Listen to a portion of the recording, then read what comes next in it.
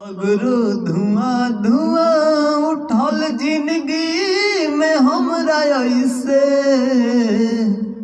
सगरो धुआं धुआं उठल जिंदगी में हमरा ऐसे, जान बिन बेजान भइनी जी बोला कैसे, तू बतावना समझावना,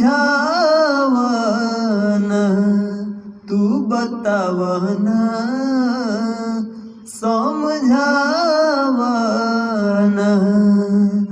अखिया के रोक ले हब दिल न लेकिन मानी हो, अब तो जिंदगी काट पड़ी कसम कसम रानी हो, तड़पे ले मछरी जल बिना।